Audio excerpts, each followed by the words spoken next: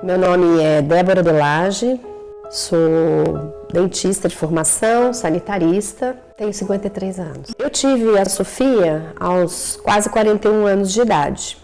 Foi uma gestação desejada, foi planejada, mas eu sabia que ao retornar ao trabalho, eu teria que deixar a Sofia em alguma instituição, porque aqui em São Paulo, onde eu vivo e trabalho há quase 30 anos, eu não tenho família.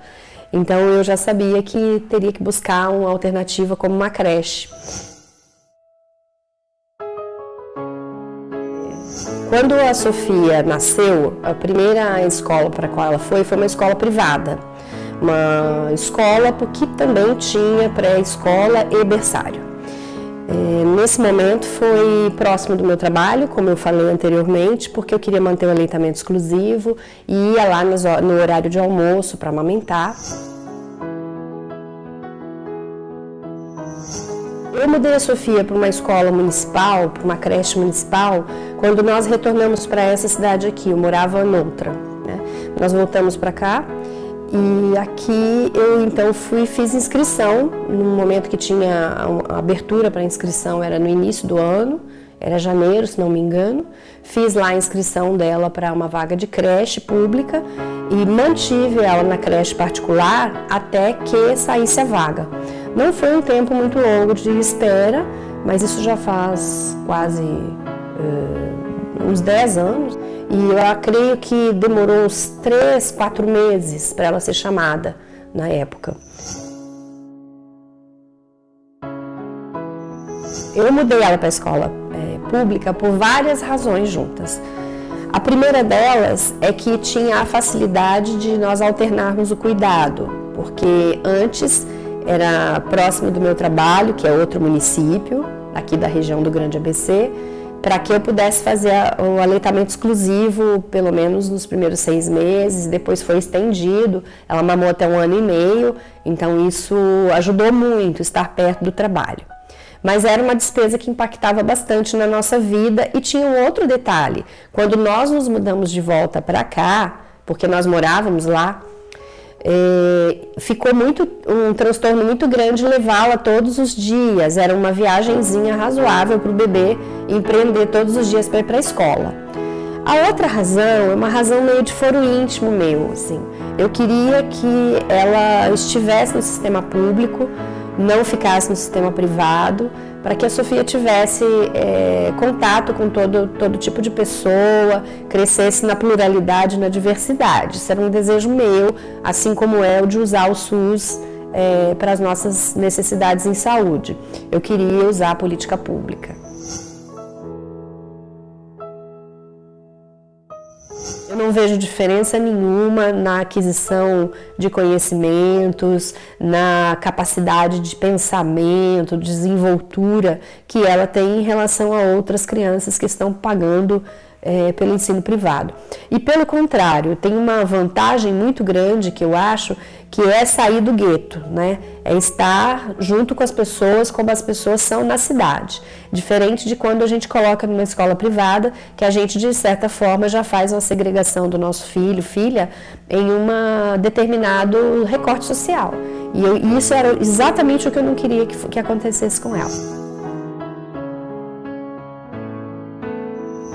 Colocar ela numa escola pública teve um impacto interessante na minha vida pessoal, porque me trouxe uma independência maior em relação aos gastos que eu tinha e que impactavam na nossa vida como família e acabavam deixando algumas questões que podiam ser legais para mim, sem poder, né? A gente não tinha grana para tudo e particularmente para aquelas questões que dizem respeito à mulher, porque geralmente é a mulher que acaba abrindo mão de necessidades suas do dia a dia para que a criança acabe tendo uma vida legal, né? A gente abre mão.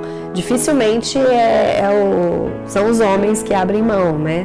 A gente tem um impacto maior, trabalha fora, tem uma jornada tripla, né? Porque eu ainda por cima estudava. Eu me divorciei quando a Sofia tinha entre 7 e 8 anos, quase 8. O pai da Sofia é presente na vida dela, fisicamente, né? Tem os cuidados, apesar de que não fica mais aos fins de semana com ela, de 1 ano e meio para cá, mas aparece todos os dias para buscar na escola, dar almoço, embora não pague pensão. Sofia nasceu no Hospital Municipal em Santo André, que hoje não tem mais maternidade, que é o Complexo Hospitalar Municipal. Quando eu engravidei da Sofia, como eu disse, foi uma gravidez planejada, desejada, eu tinha certeza que meu corpo era capaz de gerar e parir a criança. Não tinha nenhuma ideia de que isso fosse impossível, mesmo que as pessoas dissessem, você é velha, né? Tá com 40 anos, vai ter filho. Agora eu me sentia muito bem, tranquila para isso.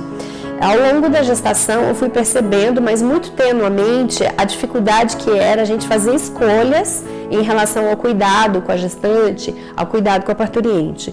Mas foi ainda insuficiente, eu não tive um despertar naquele momento. O que aconteceu foi que eu fazia pré-natal misto, né, um pouco SUS, um pouco no convênio que tínhamos na época lá da prefeitura que eu trabalhava. E aí, quando chegou a hora dela nascer, eu comecei a me aproximar de informações que tinham em sites, na internet, mas comecei a ter ideias de que aquela assistência que eu estava seguindo não ia ser exatamente aquilo que eu queria, né? Mas eu não imaginei que fosse eu, uma moça sabida, estudada, né, mestre em saúde pública, fosse cair nessa assistência em que ela perde completamente a sua individualidade, a sua capacidade de escolhas. E eu fui então fazer um exame naquele dia, convidada a ir fazer um exame de cardiotocografia, né, que verifica os batimentos do bebê e a possibilidade de contrações, coisa que eu não devia fazer naquele dia porque eu não estava em trabalho de parto, então não faz sentido. Mas ao chegar no hospital fui convencida de que estava em trabalho de parto e que tinha que ficar internada. Ainda não havia a lei do acompanhante naquela época, Sofia nasceu 2 anos antes da lei do acompanhante ser promulgada e fiquei sozinha numa enfermaria, tive a indução do parto, foi mal sucedida. De fato, eu não estava em trabalho de parto, hoje eu sei que aquilo eram pródromos, né? E com a indução mal sucedida e